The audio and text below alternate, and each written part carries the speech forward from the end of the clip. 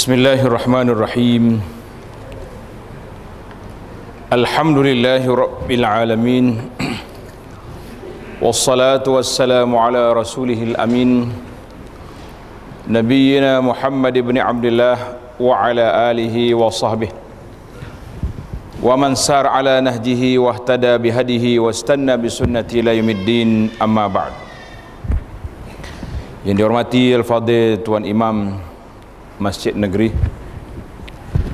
yang dimuliakan Dr. Azman, Pengarah Jabatan Agama Islam Negeri, semua para imam, para jemaah muslimin dan muslimat, Assalamualaikum warahmatullahi wabarakatuh.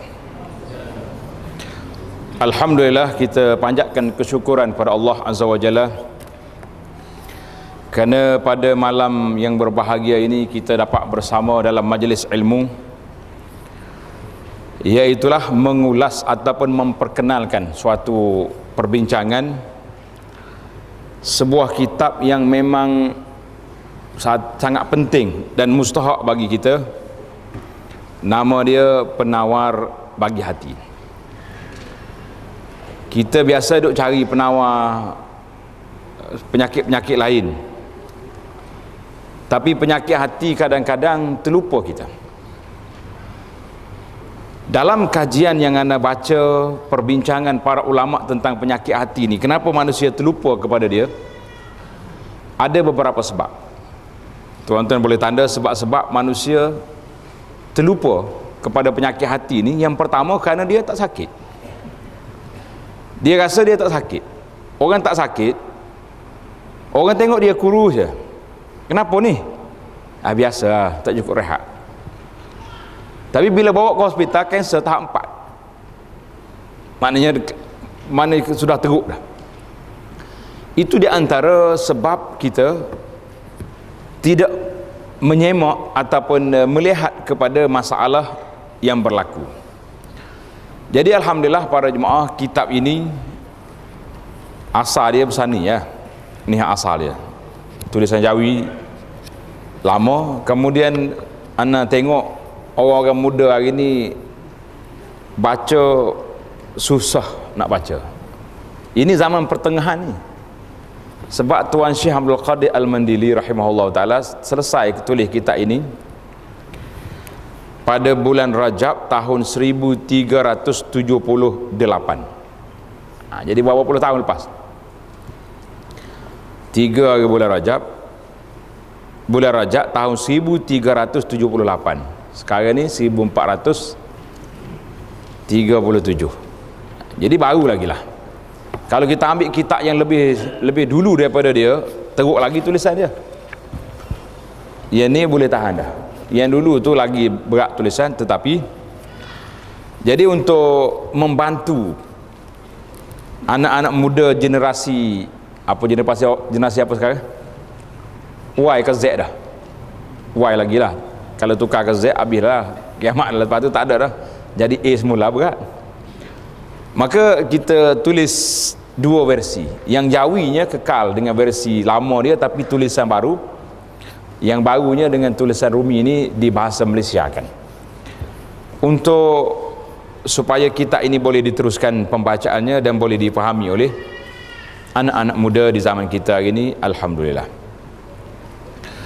Jadi para jemaah sekalian, di dalam kitab ini penulisnya telah bawa 27 masalah. 27 masalah. Kita lihat yang pertama, iaitulah 7 perkara anggota zahir.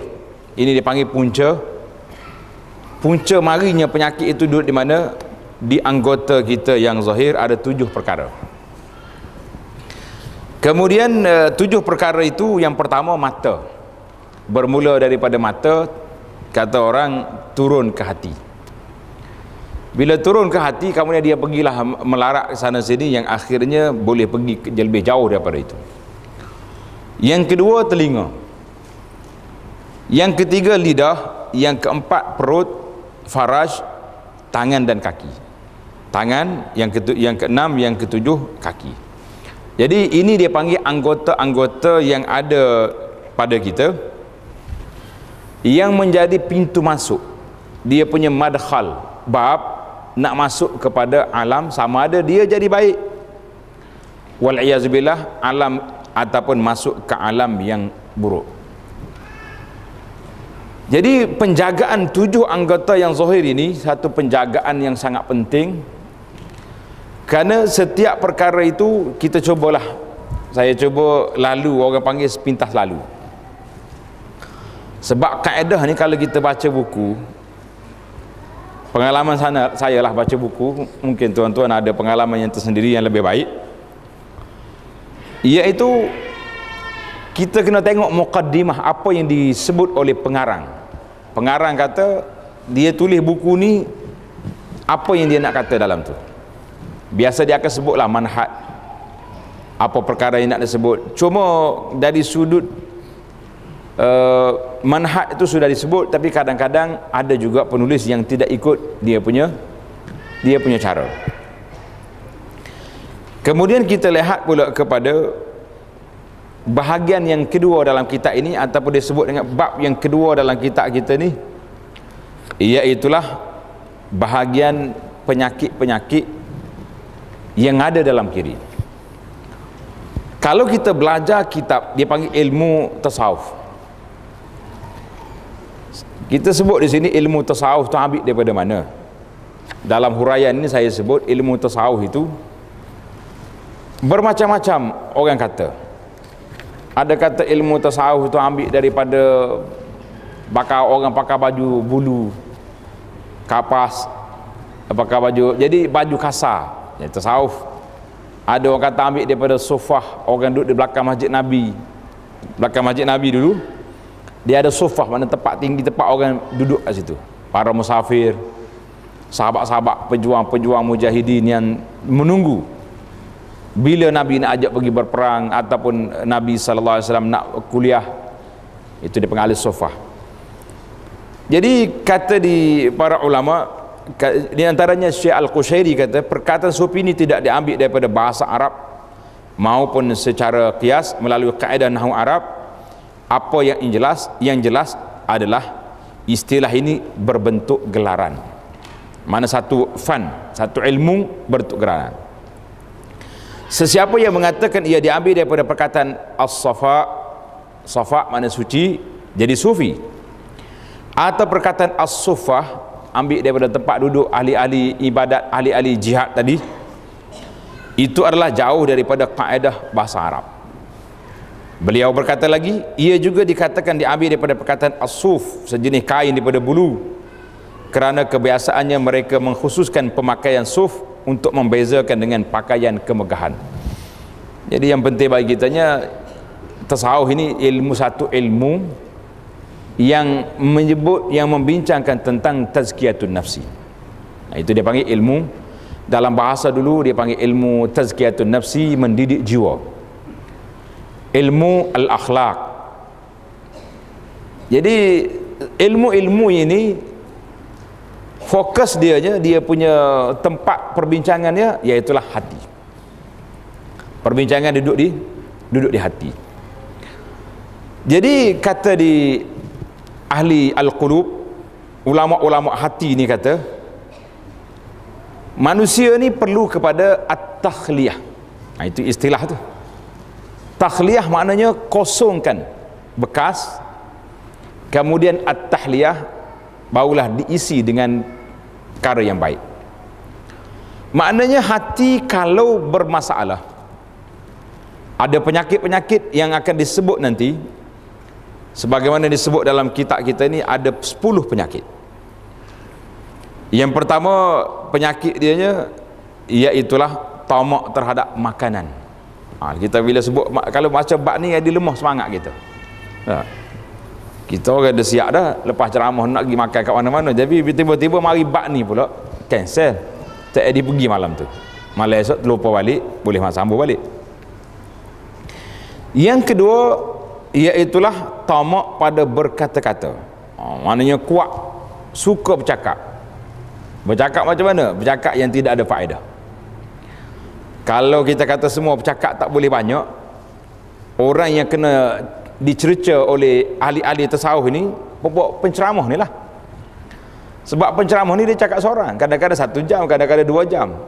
Kalau DJ hak radio tu mungkin banyak benda lara masuk dalam tu. Tapi hak penceramah ni pun bercakap lah, kita itu tidak masuk. Mana tamak dalam berkata-kata dalam perkara yang tidak baik. Yang ketiga, al-ghadab, iaitulah sifat marah. Jadi sifat marah ni kita kena baca dalam kitab ini. Dia kata, adakah marah itu perlu dihapuskan ataupun marah itu perlu dikawal? Dia berbeza. Kalau orang ni pakai tak ada dah sifat marah bagi dia, bahaya. Tengok orang buat tak baik, diam je. Kenapa? Dah belajar tasawuf, tak boleh marah. Ni berat juga kita dah. Tengok anak tak salat, tak marah juga. Tengok orang buat mungkar dengan maksiat, tak marah juga. Itu kata Imam Al-Ghazali. Tuan-tuan tanda sikit, kata-kata ini menarik. Imam Ghazali kata, orang yang berlembut di tempat sepatutnya keras. Kita tengok orang buat mungkar, buat maksiat, kita diam, tak kata apa. Kalau orang tanya, "Gua nak syuih diam tu?" Sabar. Saya tak boleh marah. Kita sedang bersuluk sekarang ni. Itu istilah. Imam Ghazali kata, berlembut di tempat sepatutnya keras, kita tegas, itu dia panggil orang lemah. Orang lemah lah gitu. Bukan orang sabar, lemah. Dan berkeras di tempat sepatutnya lembut. Patutnya kita boleh nasihat, tapi kita pergi marah-marah, tengking, bertempik, itu dia panggil, itu orang bodoh nama dia. Sebab tidak menggunakan saluran yang sepatutnya.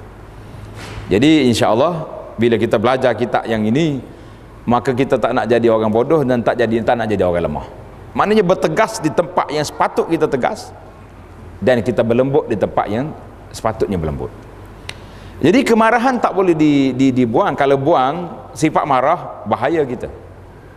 Kita akan jadi manusia yang tak tahu apa, pakai senyap gitulah. Tidak mungkin. Yang keempat, pada menyatakan dengki. Sifat dengki, al-hasad. Ini penyakit yang berat dalam jiwa kita. Kemudian yang kelima, pada menyatakan kikir. Apa dia kikir? Ya? Orang sini kata apa kikir? Bakhil. Bakhil tahu kan? Kikir mungkin orang tua tahu, orang muda-muda rasa tak tahu kikir. Kalau orang Kelantan dia panggil kupik. Sedap lagi dia punya bahasa. Kupik kata. Dan kasih akan harta. Biasa dah. Kalau mari bakhil kedekut tu, dia akan pergi kepada kasih harta. Sebab apa kita jadi kedekut? Kenapa kita jadi bakhil?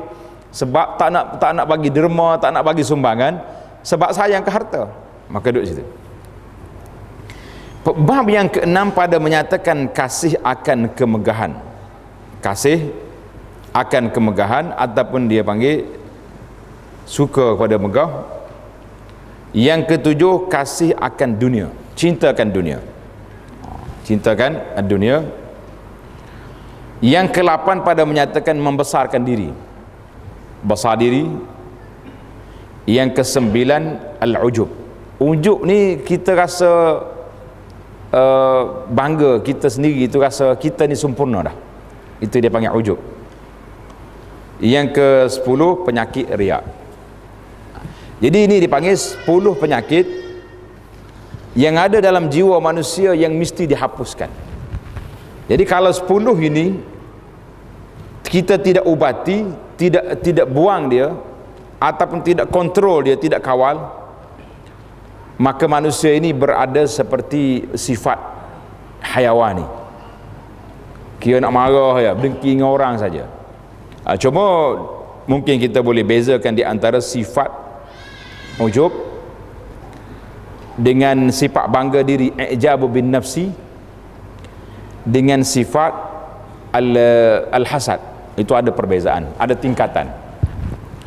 Sebab orang yang ujub ni, dia rasa dia sempurna dah. Tak payah ada orang duduk tegur-tegur dia, tak payah orang ajar dia. Dia orang panggil perfect lah. Tapi dia tak kacau orang. Sifat bangga diri pula, iaitulah dia sukakan kemegahan, pujian dan sebagainya. Dengki, itu lain. Dengki ni dia rasa dia hebat dan dia nak jatuhkan orang.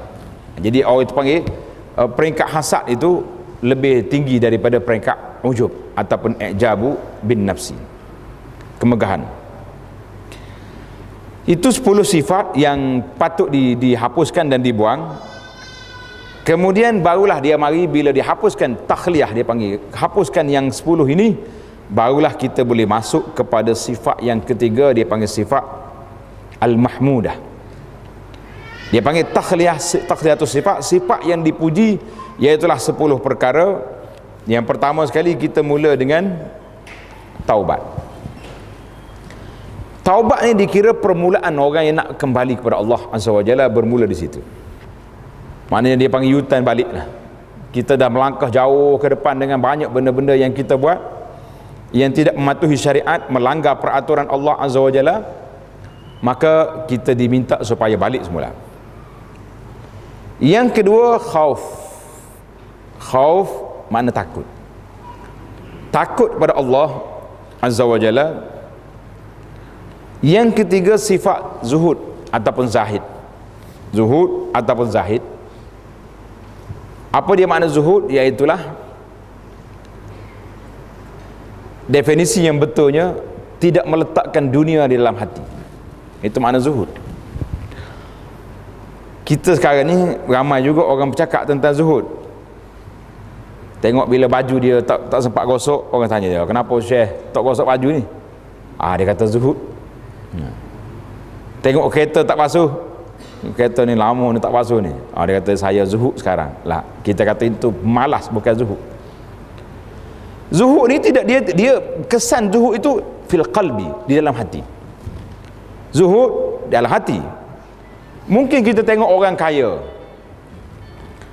Saya pada musim haji selalu ditanya oleh para jemaah, dia kata tengok ni orang yang masuk pakej-pakej yang mahal-mahal ni manusia sombong, megah. Nak mari haji, naik kapal terbang first class, duduk di hotel tepi Masjid Haram, yang kita duduk 1 kilometer berjalan.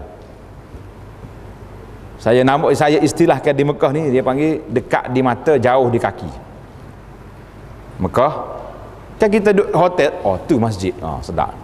Turun-turun bah tu, guide kata, masjid dekat je, ternampak. Betul lah nampak. Moga dia besar kan.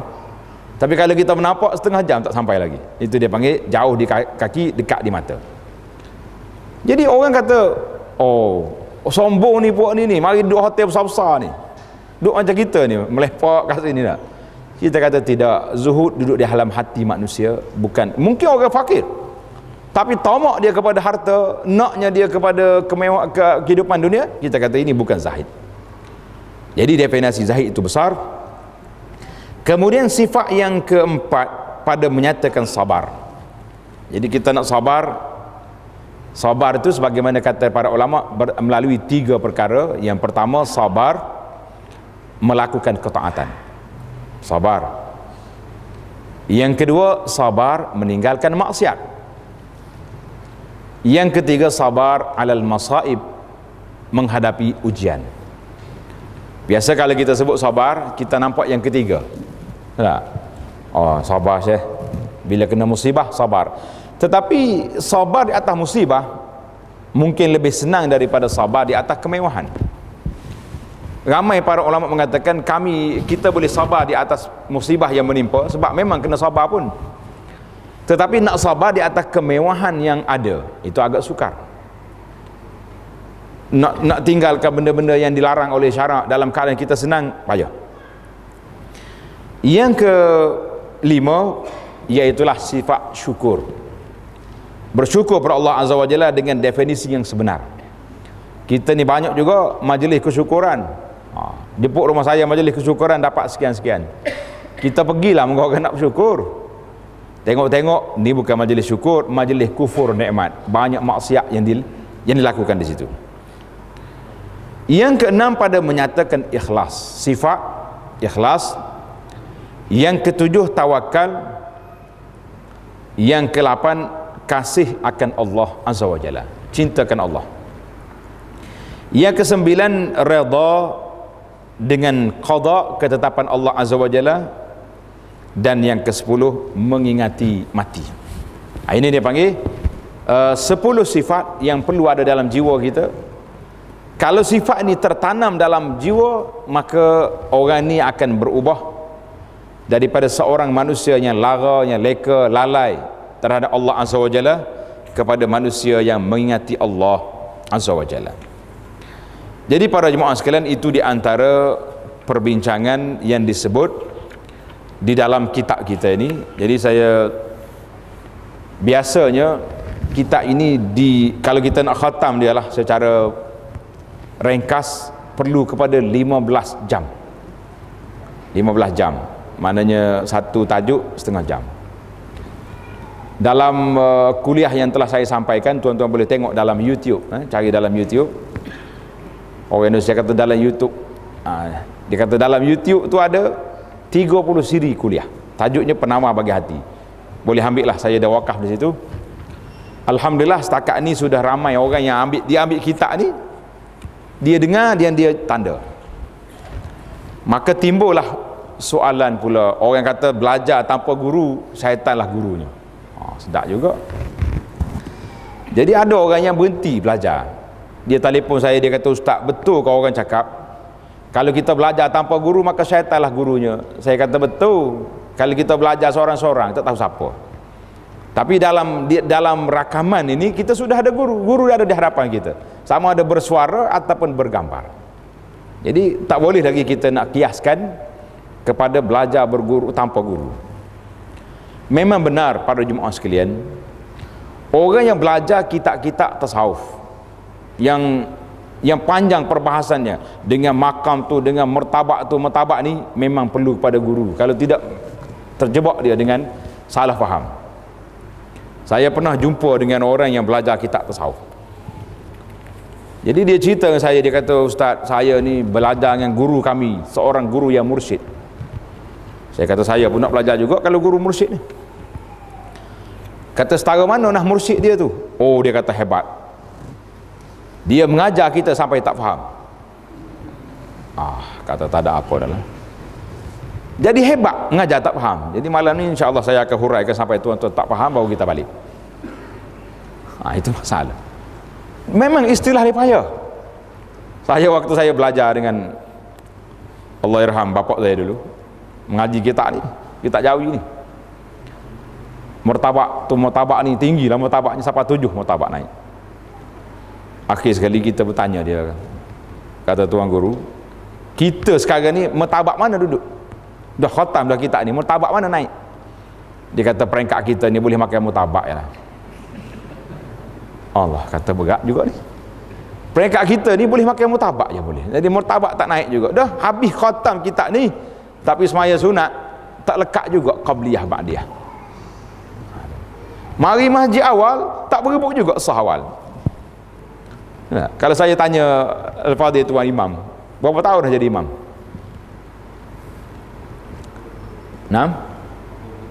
20 tahun. Berapa kali terpaksa kena, sebelum nak akad takbir tu terpaksa kena mengundi dulu orang nak berebut duduk sah depan. Imam kata kalau jadi imam 20 tahun lagi pun tak jumpa. Semua itu hadis-hadis yang jelas menunjukkan kepada kita galakkan supaya duduk di sah awal. Jelas tak jelas? Kenapa kita tak berebut? Betul lah, jadi martabak tak naik, kita hanya boleh belajar. Maka inilah yang kita mengatakan ilmu tazkiyatun nafsi, ilmu mendidik jiwa ni suatu ilmu yang bukanlah perlu kepada peringkat martabak itu, martabak ini. Kalau kita ambil kitab Riyadhus Salihin yang disusun oleh Al-Hafidh Al-Imam Nawawi rahimahullahu taala, boleh kata Riyadhus Salihin ini semua orang belajar belaka dah kan, pandai dah. Hadis 40 berapa kali khatam dah kita. Ada setengah orang ni bila orang mari sini, "Ustaz nak ngajar kita apa di masjid kami ni?" Kita belajar kita hadis 40 lah. Oh, dia kata kami muda lagi hadis 40 aja. Ustaz tu kata tak apa, daripada muda belajar pun saya nak tanya hadis pertama apa dia. Dia pun tak tahu juga. Mengajar semula lagi tu kan. Ini masalah. Jadi pengarang kitab ini para jemaah, iaitulah Syekh Abdul Qadir Al-Mandili, seorang ulama besar di Melayu yang mengajar di Masjid Haram Mekah. Dia ni kawan kepada datuk saya. Kalau orang belajar dalam biodata ulama-ulama Melayu di Mekah, nama dia Syekh Muhammad Daud Al-Kelantani. Bukan Al-Fatani, itu 200 tahun dulu. Al-Kelantani. Jadi waktu orang mari tanya, jadi bapak saya belajar dengan Syekh Abdul Qadir. Jadi kalau sanak tu bersambung dah tu orang panggil. Dia kata waktu dia belajar di Mekah, dia pernah tanya Syekh Abdul Qadir dan juga beberapa guru-guru mereka di Mekah. Dia kata, Tuan Syekh, kami ni nak balik dah ni, nak balik ke Melaya. Masa tu Malaysia tak lagi, Melaya lagi. Apakah tarekat yang kita nak ambil? Sedap juga ni, kalau tak kita bagi ijazah malam ni tak. Kata di Tuan Syekh, dia kata, ya Abdul Rahman, sudah tidak ada lagi ahli yang betul-betul di zaman kita ini. Yang adanya ramai orang mendakwa tarekat tu, tarekat ni, tapi yang hakiki, yang betul, sebagaimana yang disebut oleh para ulama. Kalau kita kumpul kata-kata ulama hebat macam Al-Junaid Al-Baghdadi yang disebut sebagai ahli tasawuf yang hebat, Al-Junaid kata amalan kita ini mesti berpaksi kepada Quran dengan hadis. Jangan ambil daripada lain-lain tempat. Itu pesanan-pesanan daripada ulama-ulama ahlul qulub yang awal. Saya tertarik satu video, kalau tuan-tuan tengok dalam YouTube ada, iaitulah Syekh Dr. Ramadan Muhammad Said Ramadan Al-Buti rahimahullah ta'ala, ulama di Syria, di Syam, yang kena bom 2 tahun lepas tak silap saya. Dia tengah duduk kuliah, orang bom, mati dia, rahimahullah. Orang tanya dia, Syekh, tentang keadaan ahli-ahli ni tasawuf zaman kita ini. Syekh Al-Buti rahimahullah kata, dia ni peminat, dia syarah kitab hikam, mana kitab tasawuf. Dia kata kalau ulama-ulama tasawuf yang zaman dulu, zaman Syekh Junaid, zaman Syekh Abdul Qadir Jilani, zaman fulan-fulan dulu, dia kata itulah ulama-ulama hakiki, sebab semuanya mereka mengatakan dasar amalan yang kita ambil ni daripada Quran, daripada hadis Nabi sallallahu alaihi wasallam. Tapi ahli-ahli yang zaman kita hari ni ma'adri. Itu kata-kata Syekh Al-Buti rahimahullah ta'ala. Jadi kita tidak mempertikaikan ilmu tu ada, cuma tuan-tuan nak ambil yang mana, itu yang jadi masalah kepada kita. Baik, bila sebut tentang hati, di manakah hati? Ini soalan ni menarik. Dalam hadis Nabi sallallahu alaihi wasallam, Nabi kita bersabda, innallaha la yanzuru ila suwarikum wa amwalikum, walakin yanzuru ila qulubikum wa a'malikum. Allah SWT tidak tengok kepada rupa paras dan harta kamu, tetapi yang Allah nak tengok, dia panggil mahallun nazar, tempat tilikan Allahnya, iaitulah fi ila qulubikum, kepada hati. Dalam hadis lain yang panjang, Nabi kita juga bersabda, hadis yang ala inna fil jasadi mudghah, dalam jasad manusia ni ada mudghah, ada seketul daging, iza saluhat saluhal jasadu kulluh. Hadis itu masyhur, boleh katakan semua orang dah ingat. Ala wahyal qalbu, tempat itu iaitulah hati. Jadi timbullah perbincangan, duduk di manakah hati. Kalau kita belajar dalam ilmu orang-orang muda hari ni, kalau sebut hati kak, hak gambar love ada, betul tak? Gambar love, itu ke hati. Kalau kita buka dalam kamus bahasa Arab, lain pula. Al-qalbu, iaitulah jantung yang duk pam darah tu. Tengok dalam kitab kita ni ada, di mana ke hati itu, perihal 7 anggota ni. Mana ke hati yang disebut itu, di mana? Maka kalau kata jantung itu, tuan-tuan, jantung tu boleh tukar tak? Ramai dah orang tukar jantung. Anda ingat waktu perbahasan para ulama di peringkat awal nak tukar jantung, nak derma organ ni, boleh tak dia tukar? Ramai ulama minta jaminan daripada doktor, kalaulah jantung bertukar, organ tu tidak bertukar dari sudut akhlak dia, dari sudut rupa dia. Bimbang juga doktor pun.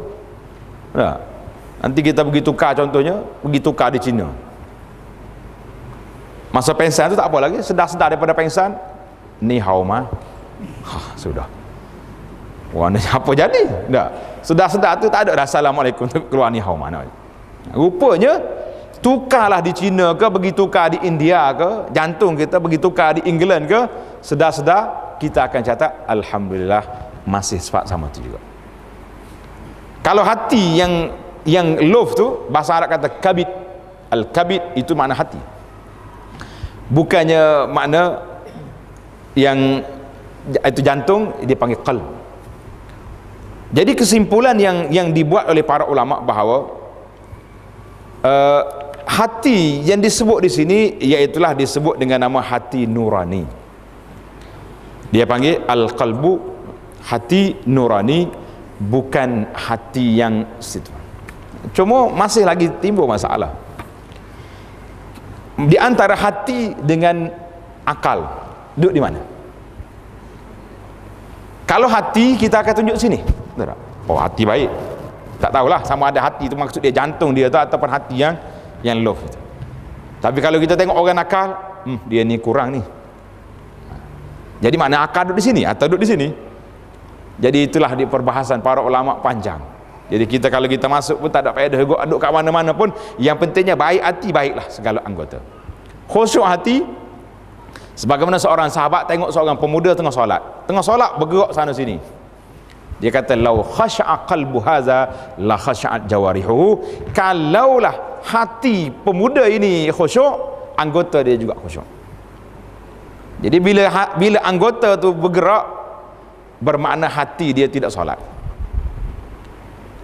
Perbincangan yang besar para jemaah di sini iaitulah bagaimana kita nak menguruskan hati kita, bagaimana nak mendidik hati supaya duduk di bawah peraturan Allah Azza wa Jalla. Itu dia panggil suatu ilmu yang dia panggil ilmu al-mujahadah, mujahadatun nafsi, iaitulah bagaimana nak mendidik jiwa. Jiwa tidak terdidik begitu saja. Walaupun dia dilahirkan dalam masjid, dia tengok orang buat benda, dia hanya ikut je. Pasal tu anak-anak hari ni, budak-budak kecil, dia balik ke rumah, dia jumpa sejadah, dia duduk salat. Allahu Akbar. Kata kenapa duduk? Dia kata dia tengok di masjid tadi ada pakcik duduk, ada yang duduk atas kerusi. Allah, jadi itu dia panggil ikut orang. Tetapi yang kita nak iaitulah bagaimana bagaimana kita nak mendidik hati kita supaya sebagaimana yang Allah Ta'ala sebut di dalam Al-Quranul Karim. Tuan-tuan tengok dalam surah Asy-Syu'ara. Surah Asy-Syu'ara iaitulah cerita Nabi Allah Ibrahim alaihissalam. Nabi Ibrahim ini Allah Ta'ala sebut dalam Quran uswah, contoh yang diikuti oleh orang kemudian. Sehingga kan dalam selawat kita, Allahumma salli ala Muhammadin wa ala ali Muhammad kama sallaita ala Ibrahim wa ala ali Ibrahim. Kenapa dikembarkan salli ala Muhammad wa kama sallaita ala Ibrahim? Mungkin kadang-kadang kita duduk selawat banyak, tapi kalau orang tanya hak ni rasa segan juga nak jawab dah.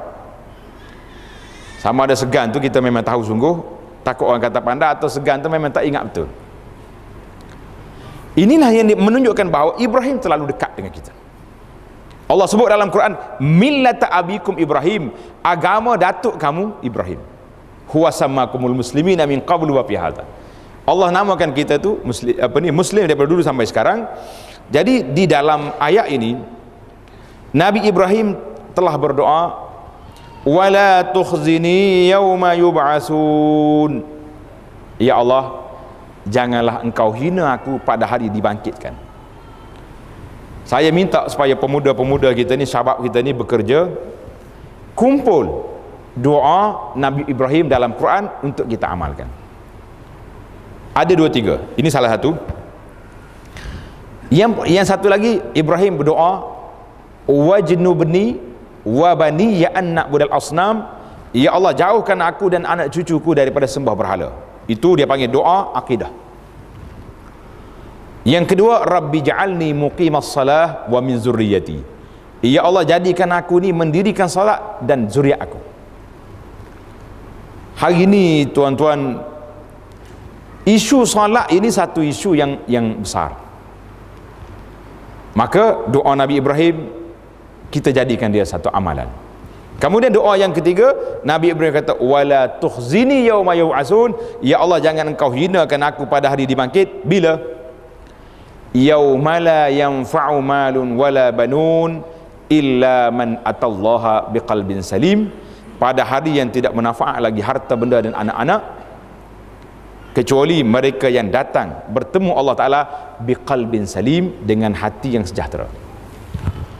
Macam mana kita nak sejahterakan hati?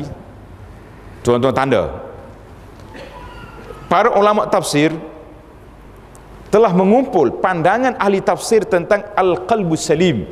Hati yang sejahtera itu sejahtera daripada apa? Tanda yang pertama, salimun minasyirki, sejahtera daripada syirik. Ini yang paling besar sekali. Sebab hati punca di situ. Kita duduk sehari-hari ni, berlaku kebimbangan, takut terjebak dengan satu jenis syirik yang disebut dengan nama asyirkul khafi, syirik yang tersembunyi. Syirik yang tersembunyi ni itulah sifat riya. Ini salah satu daripada penyakit yang ada dalam tubuh manusia. Penyakit yang keberapa tadi? Yang ke-10, iaitulah riya. Penyakit riya, dia tak pergi ke orang-orang yang tak mari masjid. Penyakit riya ni menyerang orang-orang yang soleh macam kita, macam tuan-tuan dan puan-puan ini, insya-Allah. Orang soleh lah kita ni, orang duduk masjid.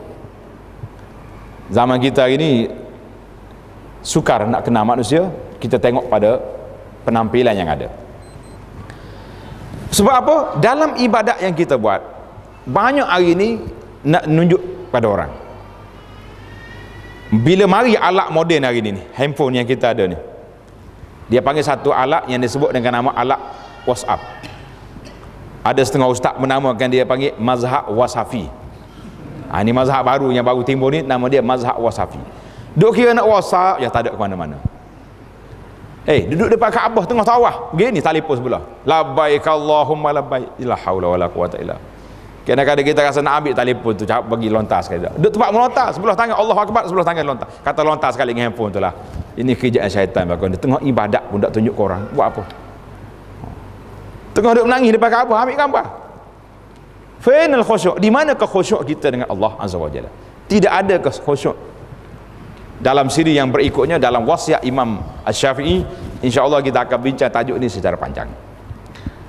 Jadi maka di situ kita lihat serangan sifat syirik bagi orang yang na'udzubillah, yang tidak tahu batasan di antara syirik dengan tak syirik, itu lagi bahaya. Dalam baru je minggu lepas saya mengajar sebuah kitab Jawi, orang panggil kitab pondok, nama dia Tuhfatur Raghibin. Dia telah menyenaraikan 32 perkataan yang boleh menyebabkan orang itu jadi murtad, wal'iyazubillah. Dan beberapa lagi amalan hati, pegangan-pegangan yang boleh merusakkan. Itu kita menakutkan. Mungkin payah nak baca kitab ini, tuan-tuan boleh baca dalam kitab, saya namakan, dia panggil Kitab Negara Malaysia. Nama dia Mestika Hadis. Pernah baca kitab Mestika Hadis? Mestika Hadis ni jilid yang pertama dalam bab yang ke-7, dalam bab kewajipan menjaga tauhid. Mereka telah menyarankan berpuluh perkataan dan perbuatan serta juga pegangan yang boleh merusakkan. Maka sebagaimana rusaknya kereta, rusaknya benda-benda, rusak juga iman, wal'iyazbillah. Jadi bila man atallaha biqalbin salim, kecuali orang yang datang bertemu Allah Ta'ala dengan hati yang sejahtera daripada apa? Daripada syirik. Itu yang paling tinggi. Yang kedua, salimu minasyaki, sejahtera daripada sifat syak. Ragu. Kita tak ragu. Pasal itulah syaitan dia mari. Dia mari tanya.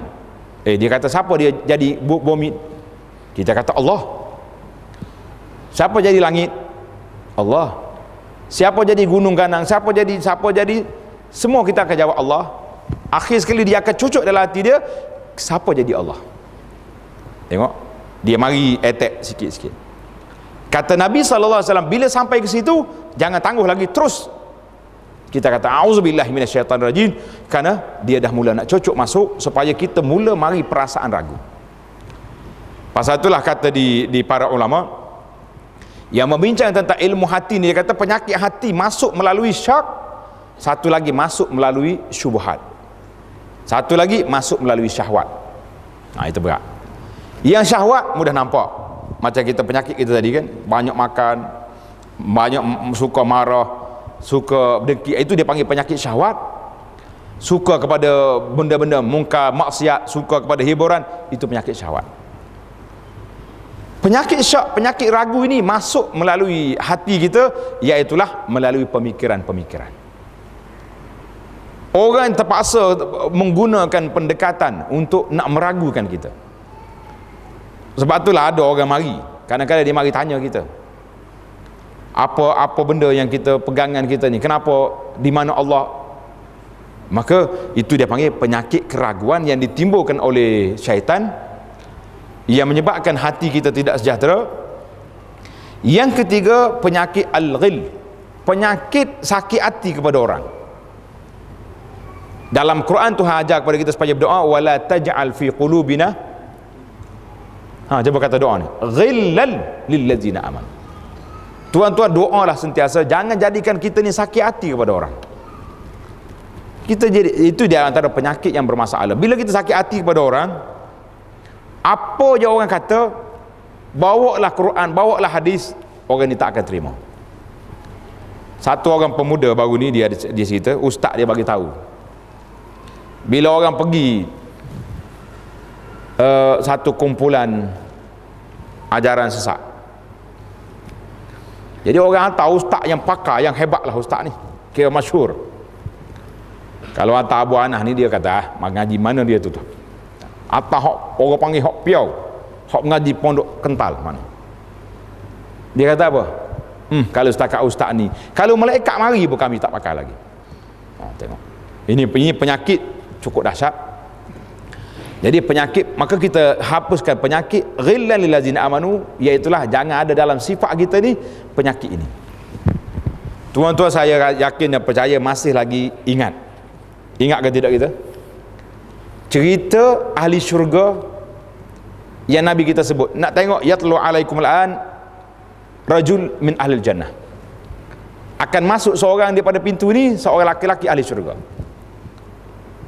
Jadi masuk seorang pakcik, bawa selipar sebelah tangan dia pegang selipar, janggut dia basah, baru ambil wudu. Orang pun tengok, siapa dia ni, hebat ni, Nabi bagi jaminan ahli syurga. Masuk, duduk. Besok sama, cerita yang sama juga, tengok orang ini juga, subhanallah. Maka seorang sahabat yang pemuda, nama dia Abdullah bin Amr, dia attack pakcik ni, dia pergi. Dia kata, pakcik, saya nak tumpang tidur rumah pakcik boleh 3 malam, saya tak nak balik ke rumah, ada masalah. Pakcik dia kata duduk. Dia duduk malam pertama, dia tengok apa yang dia buat biasa je. Malam dia tidur, bila dia sedar tidur, dia istighfar, kemudian tidur balik, akhir malam baru dia bangun. Maka bukan kata malam-malam duduk menangis, duduk berzikir lah, biasa. Cukup 3 malam. Kata dia pemuda ni, pakcik, saya nak balik lah, habis dah 3 malam ni. Sebenarnya saya mari menumpang tidur ni bukan kerana kelahi, ada kelas dengan ayah, tak ada masalah apa-apa, cuma saya dengar cerita Nabi sebut. Dia bertanya, apa yang pakcik buat sebenarnya? Dia kata, tak ada, tidak ada apa yang saya buat yang pelik kecuali apa yang awak tengok. Itu je yang saya pelik, yang saya buat, yang ayah awak tengok, itu yang ada. Jadi Abdullah ni nak balik lah, tak puas hati juga dia, apa ya, ada benda pelik ni, mesti ada benda ajaib, takkanlah setakat ni je. Bila nak balik, nak keluar, pakcik terpanggil ta'an.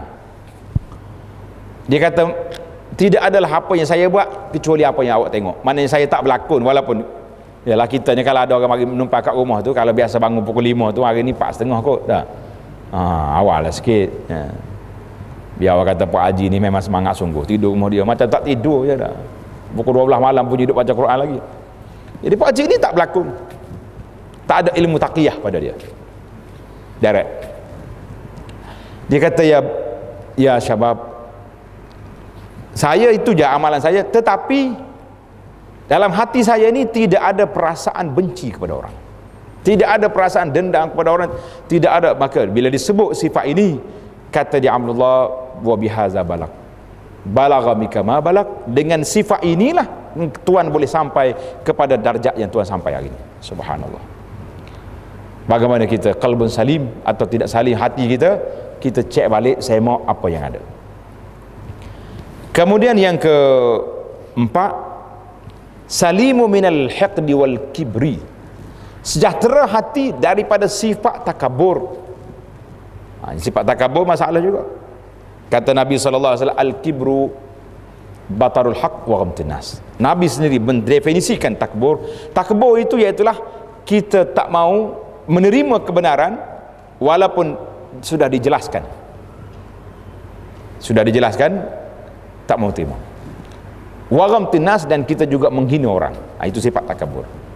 Jadi para jemaah, dalam taklimat saya baca buku tentang perubahan manusia ni.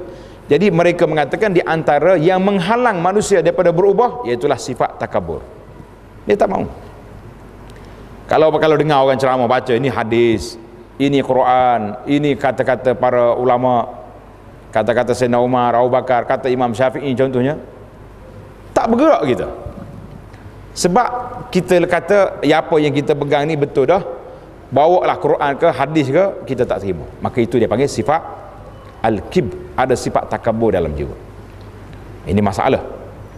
Jadi manusia yang tak mau terima, tak mau berubah ini, iaitulah ada sifat takabur. Yang kedua, manusia yang merasa diri yang telah sempurna. Orang sempurna tak boleh orang tegur, apa kurang saya? Sudah. Kalau dia celik gitu, nak buat apa? Tak boleh nak buat apa. Boleh jadi manfaat juga kalau saya cerita tentang Haji Marlboro. Dengar cerita Haji Marlboro sikit. Waktu musim haji di Arafah. Jadi Pak Cik ni tua dah dia, duk isap rokok Arafah waktu wukuf. Saya berkata kesian ya, orang lain mari cari Haji Marlboro, dia bawa Haji Marlboro. Tidak Haji Marlboro, dia isap rokok. Jadi saya tegur dia, Pak Cik, kita di Arafah ni. Dia celik mata, dia bukan kata terima kasihlah saya terlupa tadi. Terlupa sudah kan rokok campak lah, kita kata tak. Tak. Dia celik mata, siapa awak? Allahu Akbar. Saya kata tak apalah, saya pun dalam ihram, Pak Cik dalam ihram, mudah-mudahan Allah Ta'ala beri hidayah kepada kita. Saya lari, tak mau ke lain. Wala jidala fil hajj, tak boleh nak bantah. Itu dia panggil, itu masalah. InsyaAllah kita sambung lepas azan. Baik, jadi qalbun salim tadi kita duduk di kategori mana? Takabur. Kemudian Nabi Allah Ibrahim alaihi salam, bila dia mari dengan sifat al-qalbu salim yang dia minta dengan Allah Azza wa Jalla itu, maka Allah Subhanahu wa taala, wa Ibrahim alladhi waffa, Ibrahim yang telah menunaikan tanggungjawab yang telah diberi oleh Allah Subhanahu wa taala, maka Allah jadikan dia itu imam sampai hari ini, menjadi ikutan kepada kita semua. Jadi alhamdulillah kita tahulah kelebihan mensejahterakan hati kita ini.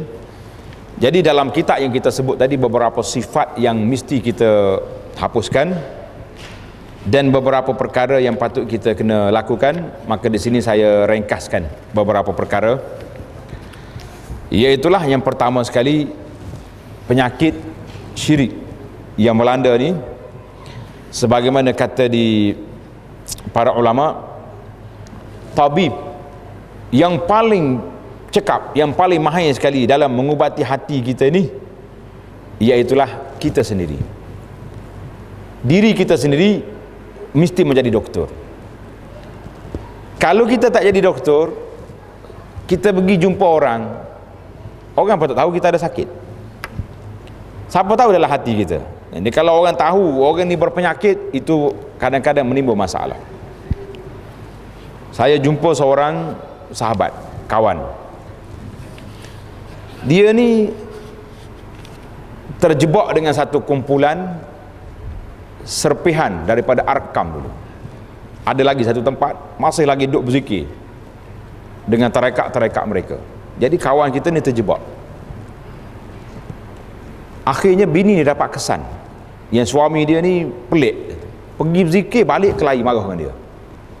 Dia kata macam mana dia dengar orang kata pergi zikir hati tenang, ini pergi zikir balik marah ke isteri.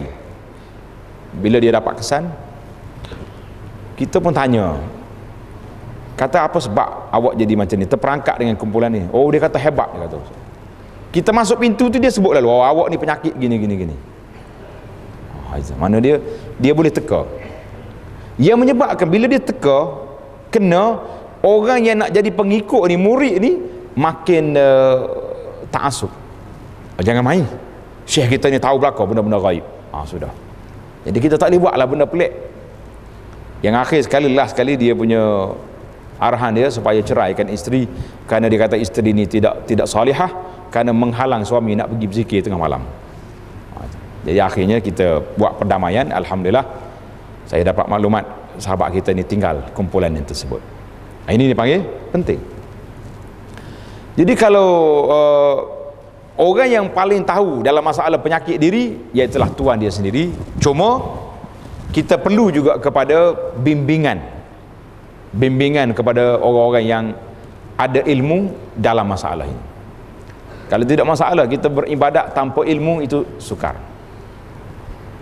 Mungkin satu cerita yang saya jumpa, driver taksi ya dianya. Bila saya turun di airport, dia ambil, dia bercakap, dia kata, ustaz, saya panggil ustaz lah, nampak pakai jubah ni? Dia kata boleh lah. Dia kata saya ni tengah clash dengan ayah saya. Dia kata tak baik, dengan ayah tak boleh. Dia kata tak, bukan kelahi, ada masalah kira-kira. Ayah dia nak ajak pergi bertapa dalam gua 40 hari. Sedap juga. Kata nak bertapa apa awak ni? Dia kata sebab kita ni ada penyakit.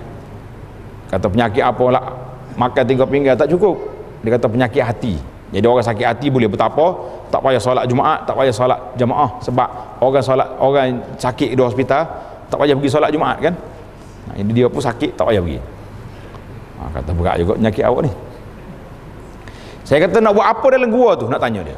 Dia kata nak pergi berzikir, berapa bilion, berapa milion juta zikir. Habis ini 40 hari kita balik, kita sudah naik taraf. Kata naik taraf apa, semaya jemaah pun tak. Semaya jemaah pun tidak. Ini dipanggil masalah-masalah yang timbul. Jadi kita kena letak tabib, iaitulah dalam diri kita, dalam hati kita, tapi perjalanan kita itu perlu kepada bimbingan.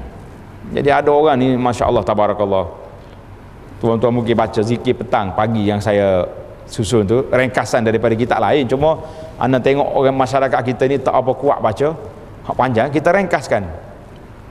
Jadi sahabat ni baca tak apa kuat, dia tanya. Dia pergi jumpa seorang guru yang memang hebat, mungkin boleh terbang, boleh tembak, tak meletup. Saya kata tak meletup kalau tak ada peluru. Yang akhirnya kawan ni dia panggil gila isim, panas, nak bawa kereta, nak langgar orang. Jadi itu masalah. Jadi kita mengatakan zikir yang maksur daripada Nabi SAW, yang Nabi kita ajar tak banyak, tak simple. Sebab itulah saya bagi kertas, dapat dah kertas, nota dapat dah. Apa tajuk kertas tu? Zikir 4 kalimah. Cuba tuan-tuan kata zikir tu. Saya nak bagi ijazah malam ni. Kalau tak ingat, kita akan ajar sampai subuh. Nak? Tak berani?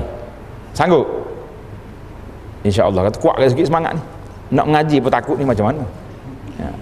Cuba kata Subhanallah, walhamdulillah, wa la ilaha illallah, wallahu akbar. Subhanallah, walhamdulillah, wa la ilaha illallah, wallahu akbar. Ingat dah? Alhamdulillah, tak sampai 12 malam dah boleh berhenti dah. Cuma masalahnya, masalah tak habis lagi, tu baru mukaddimah baru. Masalah dia nya zikir ke tak? Zikir sudah ingat, yang tak ingatnya nak berzikir. Di sinilah kita perlu pada murajaah Apa yang menghalang kita daripada nak berzikir? Siapa dia sekat? Bila kita berzikir, polis mari, FRU datang dengan kelori merahnya mari nak sembuh, ada? Jabat agama mari? Tak ada siapa halang. Yang halangnya hati kita bermasalah. Inilah para jemaah sekalian, tuan-tuan ambil balik renung kat kertas zikir 4 kalimah ni. Kenapa hari ni 100 kali tak lepas? Kenapa semalam berapa kali kita boleh buat? Dalam seminggu je semak. Berapa kali kita boleh baca subhanallah, alhamdulillah, wala ilaha illallah, wallahu akbar. Maka di sini puncanya mari daripada mana? Para ulama mengatakan kelu lidah kita daripada menyebut nama Allah Ta'ala, terhalangnya lidah daripada menyebut nama Allah itu dengan sebab dosa yang kita lakukan. Bisa babiz zunub, dengan sebab dosa yang kita ada pada kita. Maka inilah penyakit yang ada ini. Hati perlu digilap, hati perlu dibersihkan. Maka nak membersihkan hati itu, iaitulah apabila yang pertama sekali daripada penyakit syirik, sama ada syirik yang besar wal-iyazubillah, ataupun syirik yang tersembunyi yang disebut dengan nama riya dan penyakit-penyakit yang lain. Jadi kita perlu ilaj dengan dia. Belajar apa benda yang tak boleh dibuat, apa benda yang boleh merosakkan iman. Itu yang pertama sekali. Kemudian bila bagi sifat riya, riya ni suatu perasaan dia mari ketika kita beribadat. Itu dia panggil riya.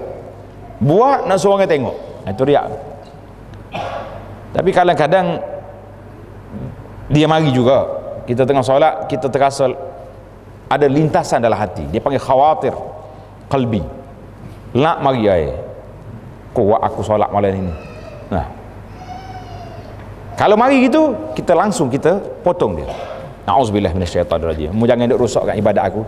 Itu dimaafkan. Itu dia panggil khawatir qalbi. Mana? Lintasan dalam hati. Tapi kalau perasaan hati itu riak, kita pun sengih suka, lah, rusaklah ibadat. Banyak kalau kita baca dalam buku kita ni ada, dalam ni ada cerita. Ada ulama ni bila dia tengah solat malam, kalau dia dengar orang masuk masjid, terus dia duduk. Dia tak mau orang tengok dia sedang beribadat kepada Allah Azza wa Jalla. Ada yang lain tengah sedang bermunajat, dia berdoa. Masjid dulu bukan ada lampu macam kita, gelap gelamat.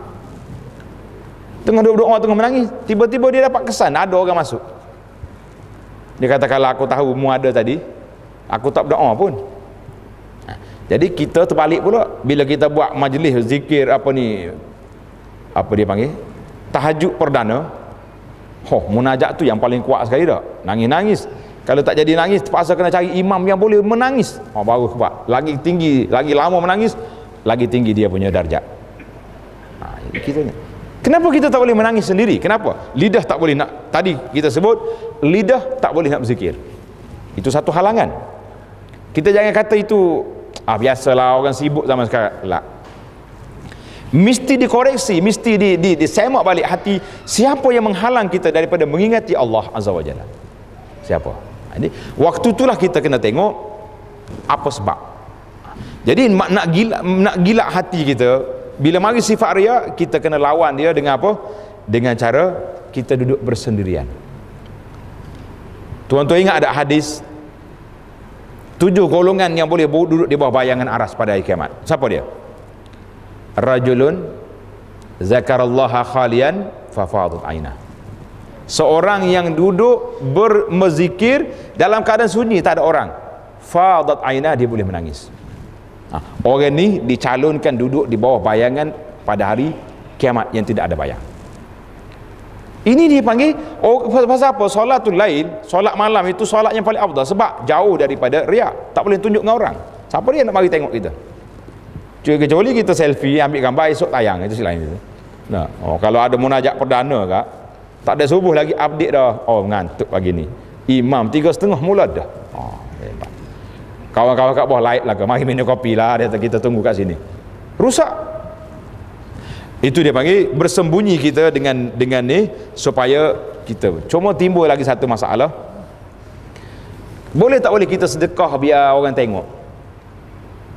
Sedekah yang paling afdal, sedekah Yang 7 golongan tadi, sedekah yang tangan kanan beri, tangan kiri tak, seolah-olah tak nampak, tak tahu.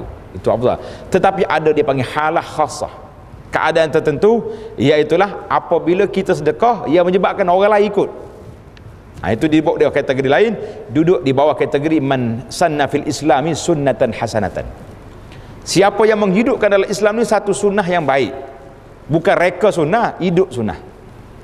Maknanya kita tengok hari ni Masya Allah ada orang susah, ada orang miskin, ada berlaku bala bencana, kita pun ambil sejadah letak sini, lepas solat Jumaat bangun, assalamualaikum tuan-tuan, mari kita pakat derma nak bagi sumbangan kepada fulan yang ditimpa musibah. Itu dia panggil sunnatan sunnatan hasanatan. Jadi kita buat sebab apa? Saya mula dulu dah, pak letak 50. Jadi orang kemudian tengok, cikgu bakal 50 hak pencin dah, kita hak tengah kerja lagi tak akan 20. Ada. Jadi dia panggil mimba nak menggalakkan. Tapi kalau setiap kali nak derma tunggu nak tunjuk, itu ada masalah. Kemudian masalah nak menghilangkan sifat perasaan diri baik, diri kita sempurna, iaitulah kadang-kadang kita kena buat benda yang menyalahinya. Contohnya Sayyidina Umar bin Khattab radhiyallahu anhu pernah dia naik kuda cantik, naik, dia panggil ataupun barzaun, dia kata bagal. Jadi tiba-tiba orang tengok Umar turun jalan kaki. Orang kata, kenapa Umar? Tadi dia kata, aku naik tadi perasaan aku rasa hebat, jadi aku turun nak pecahkan perasaan tersebut, aku turun. Kita pun sekali-sekala orang mari masjid, orang duk sambut kita tak. Naik sambut. Sekali-sekali kita mari waktu tak ada orang, pergi cuci tandas masjid. Biar berambak dengan Tok Siak, apa ni orang panggil sini? Tok Noja. Siak dah. Berambak dengan Siak sekali. Siak kata, kata kerja aku, biarlah sekali-sekala kita bersama. Perasaan, biar runtuh perasaan. Ini masalah kita. Tapi masalah kita hari ni, banyak orang yang suka buat kerja-kerja kebajikan ni. Dia panggil NGO yang nak tolong orang, tapi mesti kena ambil gambar. Itu letih kat tu. Mari bagi sampul nak sumbangan untuk mangsa banjir, ambil gambar besar-besar, kita buka ada sampul RM50 adanya. Kalau RM50,000 menasabah juga. Kadang biarlah. Jadi kalau kita boleh meninggalkan perasaan tersebut, Allah Ta'ala ganti tuan-tuan dengan perasaan tawaduk. Man tawaduk lillahi rafa'ahullah. Siapa dia tawaduk kerana Allah, Allah angkat darjat kita. Subhanallah. Jadi itulah di antara muqaddimah. Ini baru muqaddimah baru tu. Pasal itulah saya kata kita ni kalau nak baca kena 30 jam. Jadi saya tak berani baca, takut pengarah kata kena sambung CD 2. Nak mari tak tahu bila, jadi tak habis kat kitab tu. Kita pun cerdik juga. Itu masalah dia. Jadi tuan-tuan, alhamdulillah bolehlah panggil ustaz-ustaz kita baca di kitab kita ni, kita menadah di sini. Kalau tak sempat lah, bagi orang-orang muda hari ni bekerja tak sempat, bolehlah kita bertalaki dengan kitab kita ni di dalam rakaman yang telah saya lakukan sebanyak 30 siri. Alhamdulillah banyak tempat dah saya pergi, akan ada orang datang, dia kata, ustaz, dulu ustaz janji kalau khatam kitab ni nak tanda tangan kat belakang. Jadi kalau beli sekarang saya hanya tanda tangan kat depan, bila dia khatam baru kita bagi ijazah di belakang. Dia kata, saya malam ni saya nak ambil tanda tangan kat belakang. Kata, mana bukti? Dia tunjuk, memang dia tulis semua. Apa yang saya kata tulis, dia tulis. Dia panggil bahasa orang belajar pondok, dia panggil dhabit. Dhabit kitab. Tulis apa yang kata. Pasal tu dia kata di buku ni kita tulis catatan. Mana dhabit apa yang kita kata, ditulis. Alhamdulillah hari ni tak ada lagi. Dengan adanya ilmu sains teknologi yang ada hari ni para jemaah, tak boleh lagi kita nak kata tak ada masa nak belajar. Tak boleh lagi kita nak kata saya payah nak cari guru jauh. Tak. Bahkan sains teknologi ini menjadi hujah ke atas kita, menguatkan hujah Allah Ta'ala ke atas kita. Kalau dulu orang tua kata saya tak boleh baca Quran, tak pandai nak mengaji, saya kata tak munasabah, di saat pen boleh baca Quran kita tak boleh baca. Sekarang ni pen baca Quran tak? Pen baca Quran, tapi kita tak baca macam mana?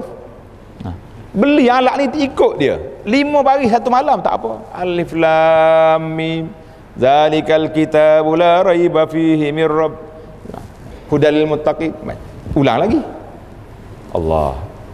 Tuan-tuan muslimin dan muslimat, kita seronok menerima teknologi, tapi kita kena ingat teknologi itu hujjatan laka atau hujjatan alaik, menjadi hujah pada kita atau hujah ke atas kita. Mudah-mudahan Allah Ta'ala beri kepada kita dapat bertemu dengan dia pada hari kiamat biqalbin salim, dengan hati yang sejahtera insya-Allah. Subhanakallahumma wa bihamdika asyhadu an la ilaha illa anta astaghfiruka wa atubu ilaik. Wa sallallahu ala nabiyyina Muhammad wa ala alihi wa sahbihi ajma'in. Walhamdulillahi rabbil alamin. Wassalamu alaikum warahmatullahi wabarakatuh.